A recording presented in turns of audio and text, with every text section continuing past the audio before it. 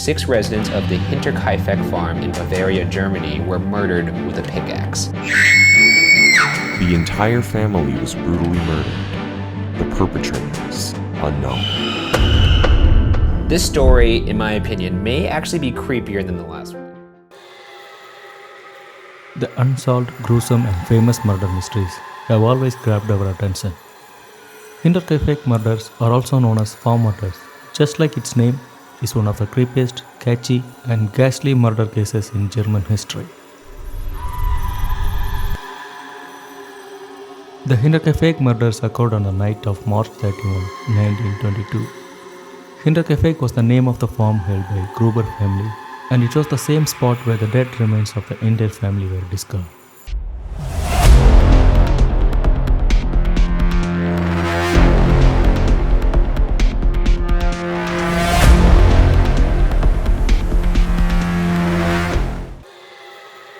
Hinterkaifeck was an isolated farmstead in Bavaria, Germany. It was occupied by 63-year-old Andreas Gruber and his family. His family consisted of his 72-year-old wife Cecilia and their 35-year-old widowed daughter Victoria Gabriel. Victoria's children 7-year-old Cecilia and 2-year-old Joseph also shared the home. On March 31, a man named Maria Baumgartner also started working for the family and living with them. About a week before the tragedy, the family's father Andreas Gruber became aware of something odd. There were footsteps in the snow leading from the woods to his house, but none leading back into the woods.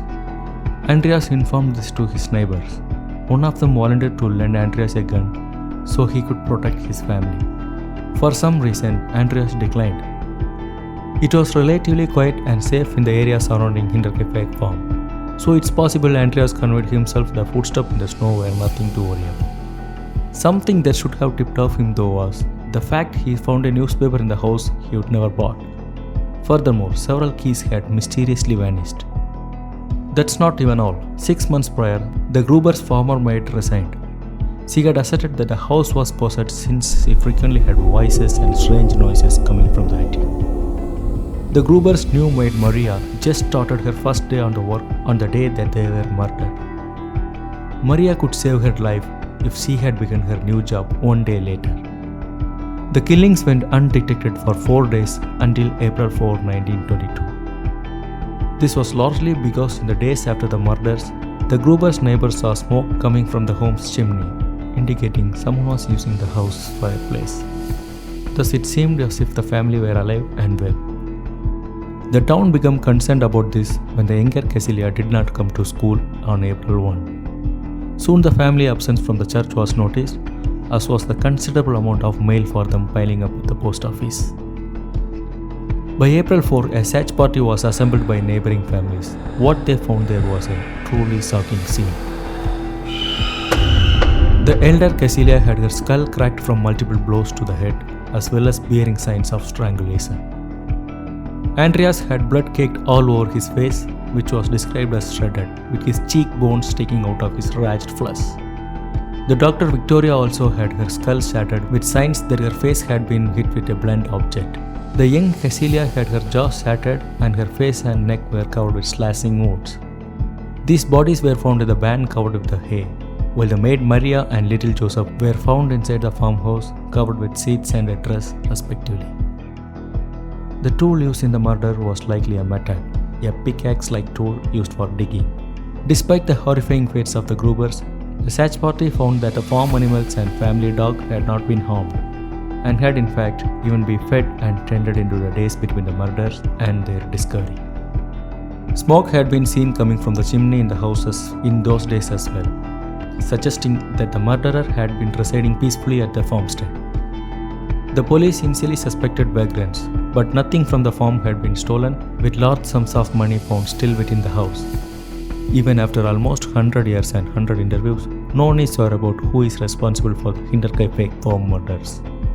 As with the most unsolved cases, several theories have been formed. Perhaps even more chillingly, the fact that the Gruber's old maid had been frightened by the sounds in the night indicates that the killers might have been residing in the house months before their horrific crime.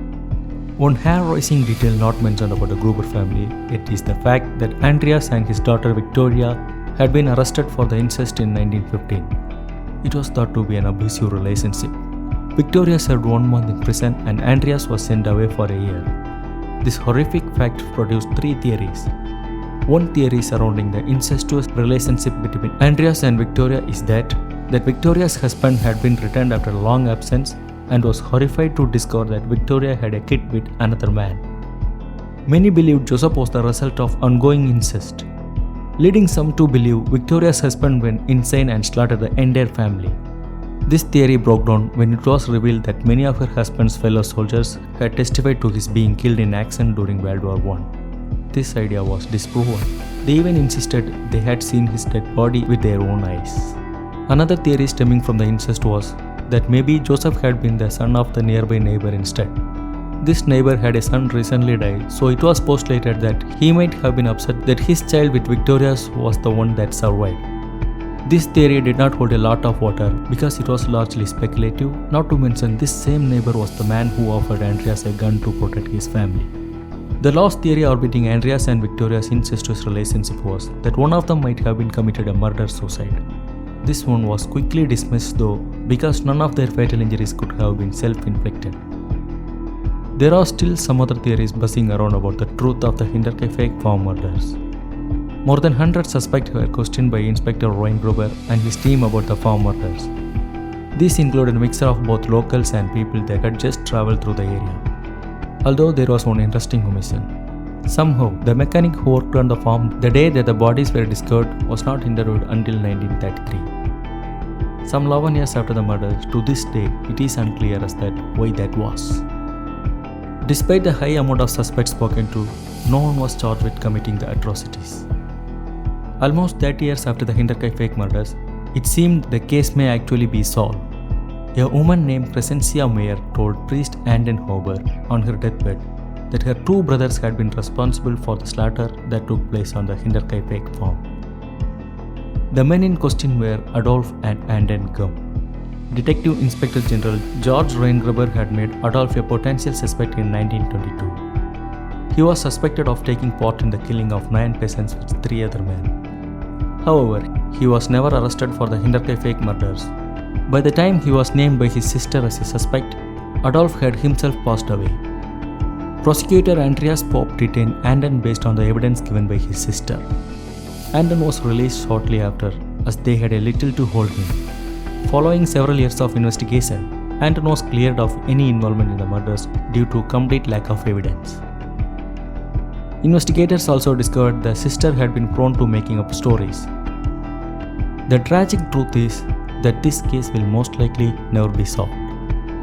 The Hinterkaifeck farm was demolished the year after the killings and the Grubers were laid to rest in a nearby cemetery. A monument stands today near where the farm used to be, memorializing the victims. It is almost a century old and very little evidence survived the war. The Academy was unable to solve the murder conclusively, but they developed a theory that has been kept private out of respect for the families of those involved. As a result, the Hinterkaifeck murders remain unsolved and may always remain so.